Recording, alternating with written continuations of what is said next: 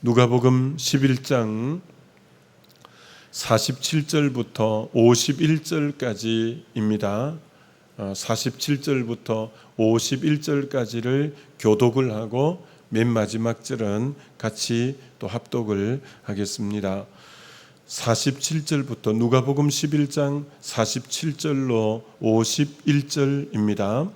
화 있을진저 너희는 선지자들의 무덤을 만드는도다. 그들을 죽인 자도 너희 조상들이로다. 그러므로 하나님의 지혜가 일렀으되 내가 선지자와 사도들을 그들에게 보내리니 그 중에 들으는 죽이며 또 박해하리라 하였느니라.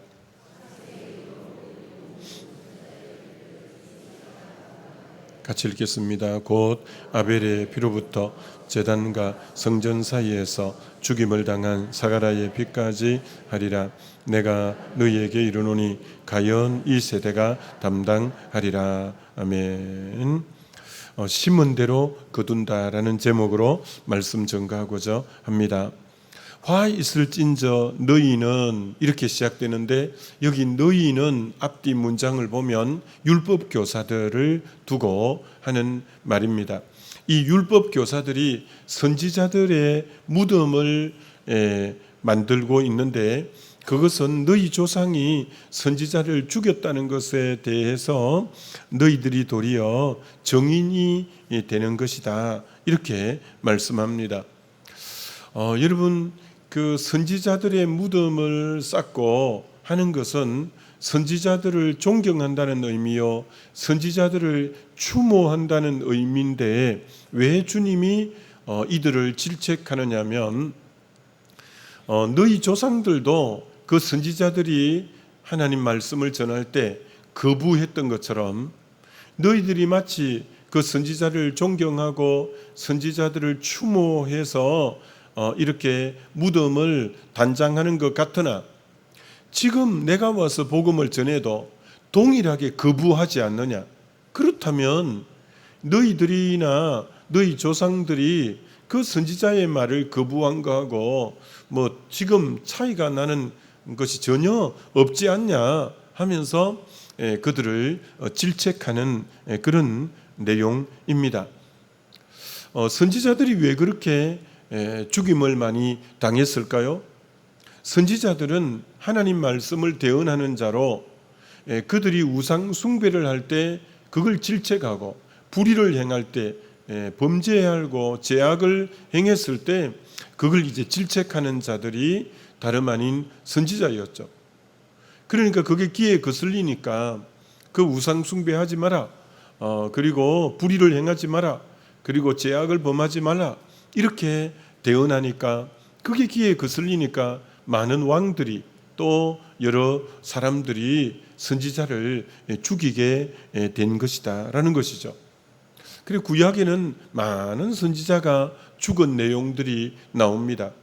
바벨론 포로로 잡혀가기 전에 여호야김이라는 왕이 있었는데 그때 우리야라는 선지자가 이제 하나님은 너희들이 우상 숭배 때문에 바벨론을 들어서 너희를 심판할 거다. 실제로 이제 그 일이 일어났잖아요. 그렇게 예언하니까 귀에 거슬린다고 그를 칼로 죽이게 되는 그런 모습을 보게 됩니다. 예레미야가 늘 예언했던 게 갈대아 사람들에게 항복하는 길만이 사는 길이다, 그렇게 예언했습니다. 이 갈대아가 내나 바벨론 사람들인데 근데 그들이 결국은 마치 너는 매국노 같다, 왜 바벨론 사람들의 편을 들어서 얘기하느냐, 막 이렇게 해서 그를 죽이려고 몇 번 시도하고 감옥에 가두고 그렇게 했습니다. 이사야 선지자는 므낫세 왕 때 톱으로 개임을 당해서 죽게 되어지기도 합니다. 북이스라엘 아합 왕 때가 우상이 제일 창궐할 때인데 그 이세벨을 왕비로 맞아들이는 바람에 하나님의 종들을 다 죽이고, 그래서 갈멜산상의 영적 대결에서 바알 선지자 아세다로 선지자는 850명인데 비하여 여호와의 선지자는 1명 엘리야와 850대 1의 영적 대결을 할 정도로 그렇게 하나님의 종들을 많이 죽인 참 시대마다 하나님의 말씀을 전함으로 그렇게 죽임을 당한 선지자들이 너무너무 많죠. 참 하나님의 말씀은 디모데후서 3장에 교훈의 말씀도 있고 책망의 말씀도 있고 바르게 하는 말씀도 있고 의로 교육하기에 유익한 말씀도 있고, 그렇기 때문에 교훈의 말씀은 듣기를 좋아하지만 책망의 말씀은 듣기를 원치 아니하는 거예요. 충언은 역이이나 이어행이고 양약은 고구이나 이어병인데, 충언이 역이 귀에는 거슬리지만 그게 이어행 행동에는 참 유익한 거고, 양약은 고구이나 쓸고자 입고자 좋은 약은 입에는 쓰지만 몸에는 이로운데, 사람들은 귀에 거슬리는 말은 듣기를 원치 않는 거예요. 그래서 그들의 잘못에 우상 숭배, 불의, 죄악에 대해서 질책하면 막 그들이 이제 이를 갈고 스데반에게 돌을 던지는 것처럼 참 이 시대도 우리가 경건하게 살려고 하면 핍박이 있다고 성경은 말씀하고 있는 것입니다. 그래서 시대마다 핍박이 없을 때가 없습니다. 오늘 이 시대도 동일합니다. 오늘 이 시대에 여러분에게 전혀 핍박이 나는 없다, 전혀 박해가 없다, 이런 분들은 둘 중에 하나일 수 있습니다. 적절하게 세상과 타협하고 적당주의로 그들하고 비슷하게 사니까 아마 핍박이 없을 수가 있습니다. 반드시 성경은 무릇 경건하게 사는 자는 반드시 핍박이 있다고 말씀하고 있기 때문에 우리가 진짜 이 시대에 하나님 말씀대로 살면 이런저런 핍박은 반드시 있다고 말씀하고 있는 것이죠. 하지만 이 핍박은 너무 힘들고 어렵지만 하나님은 하나님의 사람들을 핍박을 통해서 연단해 가시고 정금처럼 빚어 가시는 우리 하나님이시다라는 것이죠. 그래서 옛날에 대장장이들이 이 철을 당금질하고 망치로 두들겨서 이게 정확하게 됐는가 그걸 어떻게 알았냐면 거기다가 얼굴을 비추어서 얼굴 형태가 일그러지지 않고 바로 보이면 이제 끝 마무리해도 되겠구나 하는 것처럼 하나님은 우리를 연단해서 우리 속에 하나님의 형상이 온전히 드러나는 그때가 연단이 바로 된 때다, 이렇게 말할 수 있는 거예요. 그래서 하나님 앞에 바로 연단된 그를 하나님은 시대의 등불로 언제나 들어 쓰신 거죠. 정말 애굽이라는 그 큰 나라에 요셉을 하나님이 등불로 들어 쓸 때는 그 종살이 감옥살이를 무려 13년 동안 연단한 그 요셉을 하나님은 애굽의 등불로 사용하신 거예요. 출애굽할 때 이스라엘 지도자로 사용한 분은 모세예요. 모세를 광야 40년 동안 하나님이 연단해서 정말 다듬으신 뒤에야 하나님이 그를 이스라엘에 그렇게 탁월한 지도자로 삼으셨던 거죠. 이 이스라엘의 등불로 다윗을 하나님이 삼으셨는데 그가 사울 왕의 핍박과 박해를 광야에서 얼마나 오랫동안 겪음으로 하나님이 그를 등불로 내어 쓰기에 부족함이 없었던 것처럼 이방인의 사도로 사도 바울을 하나님이 들어 써서 얼마나 많은 이방인들을 구원합니까? 바울의 이 고난, 연단이 얼마나 컸는지 모릅니다. 여러분, 하나님은 하나님 나라는 성령 안에서 의와 평강과 희락인데 이 평강은 무풍지대, 아무 어려움이 없는 상황에서 오는 평강이 아니에요. 너희가 세상에서 환난을 당하나 이 세상에는 환난이 있게 되어져 있어요. 그런 가운데 주님을 의지함으로 주님으로 인해서 오는 평강이지 아무 시련과 어려움이 없는 무풍지대이기 때문에 오는 평강, 그런 평강 아니에요. 이 땅에 이런저런 많은 시련과 환난 가운데도 주님을 의지함으로 평강의 왕이신 그분으로 인하여 그 폭풍 가운데도 주님이 잠을 잘 수 있는 평강처럼 천만인이 나를 둘러칠지라도 내가 평안히 눕고 자기도 하리니 하는 그 평안, 주님 의지할 때 주님으로 인해서 오는 그 평안, 이런 평안을 환난 가운데도 주님은 우리에게 주시기를 원하는 거죠. 51절에는 이런 말씀이 나옵니다. 곧 아벨의 피로부터 제단 성전 사이에서 죽임을 당한 사가라의 피까지 하리라. 여러분, 이게 무슨 말일까요? 아벨의 피부터 성전 사이에 죽임을 당한 사가라의 피까지. 아벨의 피는 성경 창세기 4장에 맨 처음 의롭게 살다가 박해를 받고 죽임을 당한 아벨의 피가 첫 번째 나오는 순교의 피죠. 그럼 성전 사이에 죽임을 당한 사가라의 피는 성경 맨 마지막, 구약 성경 맨 마지막에 나오는 순교의 피가 이 사가라의 피예요.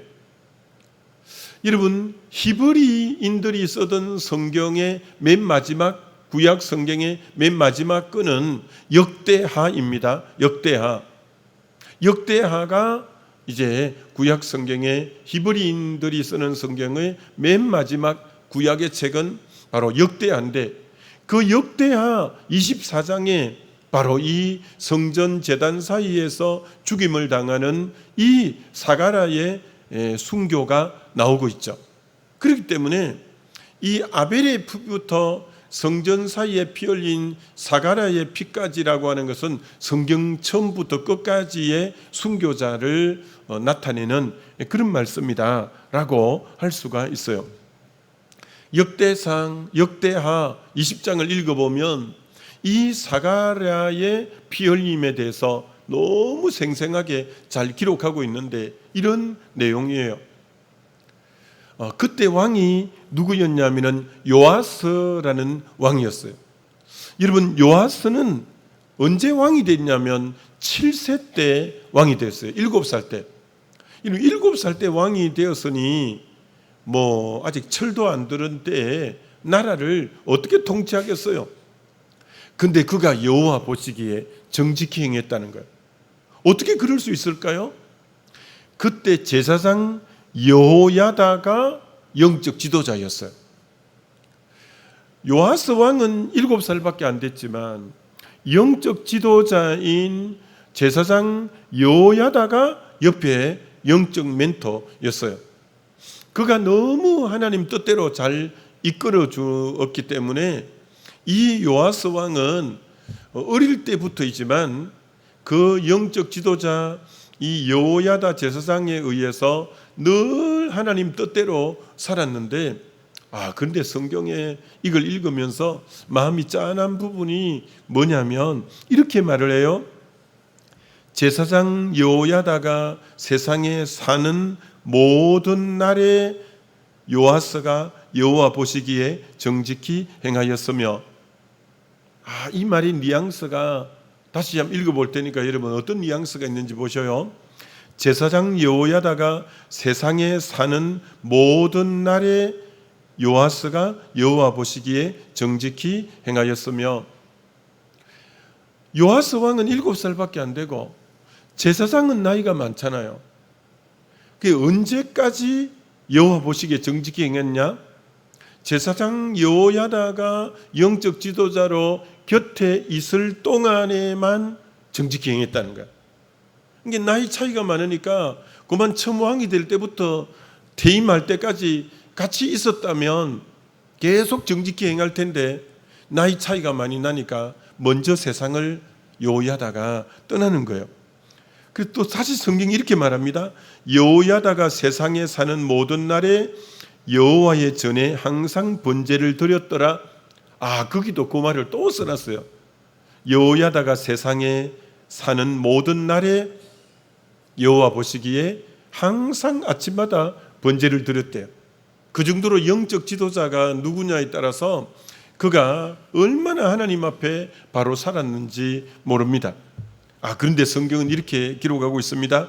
여호야다가 나이 많고 늙어서 죽으니 죽을 때 130세라. 이 제사장 여호야다, 그렇게 요아스 왕에게 좋은 영적 멘토가 130이 되는 나이에 세상을 떠나게 되었어요.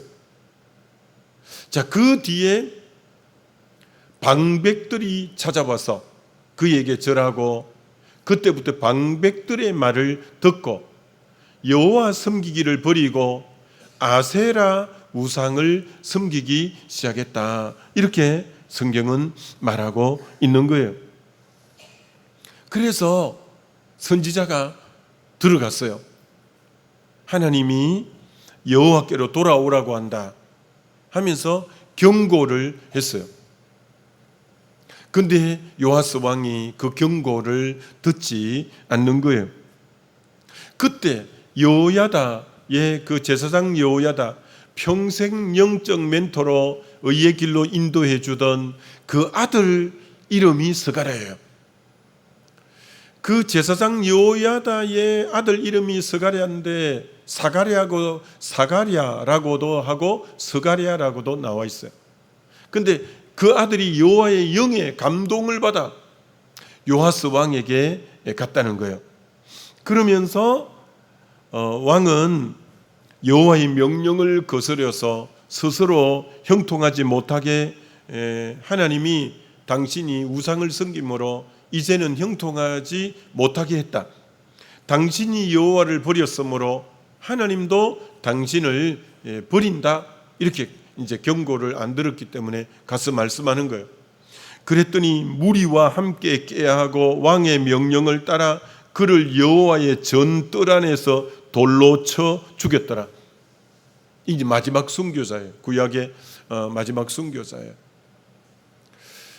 그 아버지 여호야다가 그렇게 은혜를 베풀고 영적으로 바로 이끌어 주었는데, 그 아들 이 스가랴가 하나님의 영에 감동되어서 우상에게서 돌아오라 해도 안 듣고, 결국은 당신이 하나님을 버렸으므로 하나님도 당신을 버린다는 말을 하니까 왕의 명령에 따라서 그를 돌로 쳐 죽였다는 거예요. 자, 그럴 때 그 뒷구절에, 돌로 쳐 죽였을 때 뒷구절에 성경은 이렇게 기록하고 있다라는 거예요. 요아스 왕이 이와 같이 사가랴의 아버지 여호야다가 베푼 은혜를 기억지 아니하고 그의 아들을 죽이니 그가 죽을 때 이르되 여호와는 감찰하시고 신원하여 주옵소서 하니라. 그 아버지 여호야다 제사장으로 인해서 은혜를 그렇게 덧입고 나라가 그렇게 태평성대를 누리고 그렇게 은혜를 입었으면서 어떻게 그렇게 은혜를 저버리고 그 아들을 죽일 수 있는가? 그 아들이 죽으면서 하나님 이것을 감찰해 주십시오. 살펴봐 주십시오. 그리고 이 억울한 거 하나님이 신원해 주옵소서 하면서 죽었다는 거예요. 그래서 죽자마자 하나님이 누구를 일으켰냐? 강대국 아람 나라를 격동시켜서 이 유다를 치게 한 거예요. 그래서 다 죽이고 귀중한 것은 다 다메섹으로 빼앗아 갔더라라고 하면서 역대하 24장이 마무리되는 거예요. 참 여러분, 우리가 여러분이 기도하셔야 돼요. 하나님, 신앙생활 하는 날 동안 제사장 여호야다와 같은 나를 영적으로 가장 바로 이끌어주는, 나를 성령 충만으로 이끌어주는, 하나님을 더 가까이 섬기도록 이끌어주는 늘 그런 영적 지도자, 영적 멘토가 있게 해달라고 기도해야 돼요. 우시야 왕이 35년 동안 형통하게 왕의 노릇을 잘했는데 왜 그랬냐면 묵시를 밝히 하는 스가랴 선지자가 그와 함께 할 때는 언제나 그가 형통했더라고 했어요. 그래서 여러분, 언제나 묵시를 밝히 하는 하나님 앞에 바로 서 있는 주의 종이 영적 지도자로 있다는 것처럼 세상에 제일 큰 복은 그 복보다 더 큰 복은 없구나라는 것을 생각하게 되어지죠. 자, 그런데 오늘 여러분이 50절 끝부분을 다시 한번 보실까요? 50절에 보시면 창세 이후로 흘린 모든 선지자의 피를 이 세대가 담당하되 그 피 흘린 죄를 그 후손들 너희들이 다 담당하게 될 거다. 그리고 51절에도 내가 너희에게 이르노니 가연 이 세대가 담당하리라. 그 은혜를 입고 은혜를 저버리고 피 흘린 그 심어놓은 잘못 심은 것에 대한 대가를 너와 너 후손들이 다 받게 될 거다. 이게 이제 갈라디아서 6장에 나오는 것처럼 망고불변의 진리는 심은 대로 거둔다라는 것은 망고불변의 진리예요. 여러분, 오늘 이 시대도 꼭 마찬가지입니다. 심은 대로 거둔다라는 것은 망고불변의 그것처럼 뚜렷한 이제 진리가 없습니다. 우리 인생은 오늘 하루도 뭔가를 심는 인생이잖아요. 말로 심고 행동으로 심고 뭐든지 오늘 하루를 산다는 것은 한편으로 생각하면 심는 삶의 연장이고 연속이다, 이렇게 말할 수 있잖아요. 그러니까 오늘 여러분은 지난날 심어놓은 것을 결과가 오늘 여러분의 모습이에요. 뭐 아니라 해도 맞아요. 오늘 여러분의 모습이 다 다양하지만 지난날 심어놓은 것의 결과이고, 그럼 여러분의 내일은 오늘 내가 어떻게 심느냐가 내일의 내 삶의 결과, 내 후손들의 삶의 결과이라는 거죠. 그래서 오늘 할 수만 있다면 하나님 보시기에 바르게 심는 인생이, 그게 지혜 있는 인생이라고 성경은 말씀하고 있는 거예요. 성경이 우리에게 육을 위해서 심으면 썩어질 것을 거둔다. 성령을 따라 심어야 영원한 것, 영생을 거둔다. 크게는 둘 중에 하나밖에 없다는 거예요. 썩어질 육신을 위해서, 자기를 위해서 심는 인생과 성령을 따라 하나님 앞에 하나님 보시기에 좋은 걸 심는 인생, 육체의 욕망을 따라 심을 거냐, 성령을 쫓아 심을 거냐, 우리는 그 두 갈래의 길에 언제나 있다는 거예요. 자기를 위해 심기보다 하나님을 위해서 하나님이 기뻐하시는 대로 성령을 쫓아 심는 인생이라야 그 인생의 결과가 자기 때에 그리고 후손 때에 너무너무 귀한 것을 거둔다는 거예요. 예수님의 산상수훈에서도 남에게 대접을 받고자 하는 대로 너가 먼저 대접하라. 내가 누군가를 섬기고 누군가를 귀히 여기고 대접하고 알아들이고 하면 그게 결국은 나에게로 오게 된다는 거죠. 참 언젠가 여호수아를 묵상하면서 모세의 수종자가 여호수아예요. 40년 동안 광야를 지날 때 그 옆에 헬프로서 늘 그렇게 갔는데, 여호수아가 모세보다 더 큰 복을 받아요. 여러분, 어떻게 해서 더 큰 복을 받죠? 모세는 가나안 땅에 못 들어가지만 여호수아가 젖과 꿀이 흐르는 그 약속의 땅을 받고 하는 자는 여호수아예요. 어떻게 여호수아가 이렇게 모세보다도 더 큰 복을 받을 수 있을까? 그는 정말 그가 복을 어떻게 받을 수, 이렇게 큰 복을 받을 수 있었을까? 그건 여러분, 모세가 리더일 때 그 리더를 옆에서 섬기고 보조하고 하는 헬퍼 역할을 너무너무 충성되이 감당한 이예요. 그래서 모세가 있을 때는 그렇게 빛이 안 난 사람이에요. 그런데 하나님의 때가 딱 되니까 이 여호수아가 도리어 약속의 땅을 차지하는 그런 주인공으로 하나님이 들어쓰는 거예요. 여러분, 참 그렇기 때문에 2인자로 있을 때, 헬퍼로 있을 때가 중요한 거예요. 많은 사람들이 이렇게 생각하잖아요. 내가 리더가 될 때 그때 진짜 잘하리라. 아니요, 그게 아니요. 2인자로 있을 때 내가 그렇게 열심히 해봐도 표가 잘 안 나는 그때 충성된 게 중요한 거예요. 그 주님 중심을 보는 거예요. 그래서 때가 딱 되어서 그 시대가 오면 더 빛나게 만들어 주시는 거예요. 그래서 여호수아를 묵상하면서 나 참 마음이 기뻤어요. 야, 정말 모세를 모세되게 계속 이렇게 했는데, 모세를 모세되게 했는데, 심지어 아말렉이 쳐들어올 때 여호수아는 뭐 군사 훈련을 받은 사람도 아니에요. 그러나 생명 걸고 모세가 나가라고 했기 때문에 나갔어요. 모세는 기도하고 있고 자기가 아말렉과 정말 피비린내 나는 전투에 앞장서서 그렇게 헌신적이었어요. 오직 리더의 지시에 따라서 그렇게 헌신되게 싸워서 결국 승리를 쟁취했는데, 그 정도로 충성되이 헬퍼 역할을 잘했어요.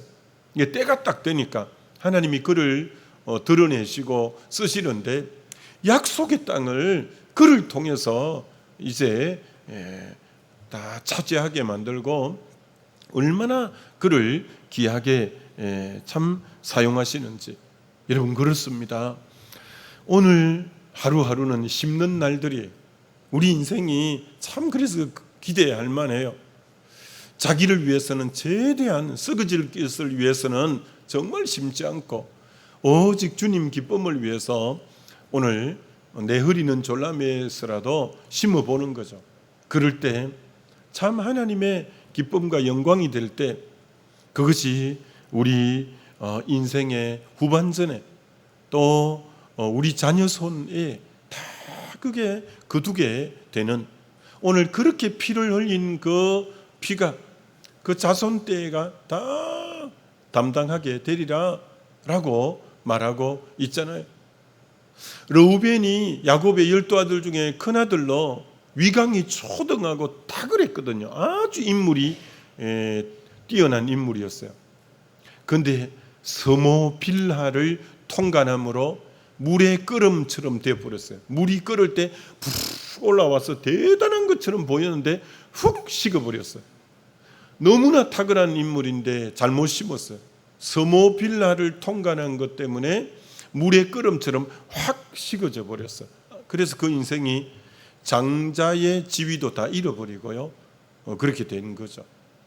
그 밑에 시몬과 레이도 그 세겜 족속의 남자들이 할례를 하라 해가지고 죽이는 바람에 하나님이 너 그렇게 심었기 때문에, 피를 흘렸기 때문에 흩어버리리라.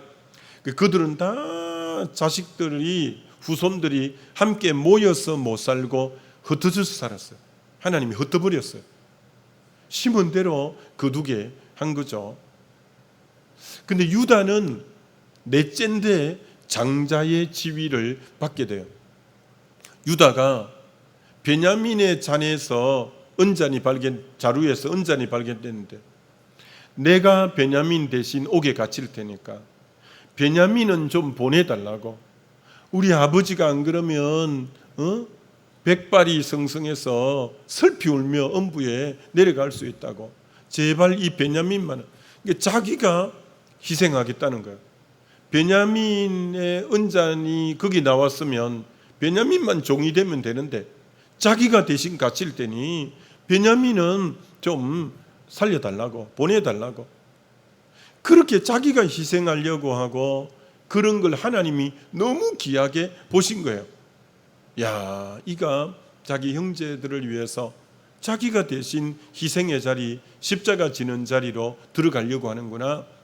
하나님이 그래서 유다 지파를 통해서 다윗이 나오고, 다윗의 후손에서 이 유다 지파에서 메시아 예수님이 나오시게 한 것처럼, 여러분, 대가 지불 없이 아무 헌신 없이 희생 없이 그 지파가 넷째 아들인데 장자의 그런 복을 그저 받는 게 아니에요. 그 복을 받기 위해서 정말 그 받기 위해서 그런 건 아니지만 자기가 희생하고 십자가 지는 자리로 들어갈 때 하나님 그거 다 계산해 주시는 거 다 보게 되잖아요. 요셉이 자기가 그렇게 고난당하지만 형제들에게 그렇게 잘 베풀 때 아버지가 돌아가시면서 마지막 축복 기도를 이렇게 해주잖아요. 창세기 49장 22절에 요셉은 무성한 가지 샘 곁에 심은 무성한 가지라 그 가지가 담을 넘었도다. 너는 무성하게 될 거다. 요셉은 평생 무성하게 돼요. 아버지 이제 스라에 있을 때도 아버지가 그만 채색옷을 지입힐 정도로 무성했고 그가 종살이 할 때도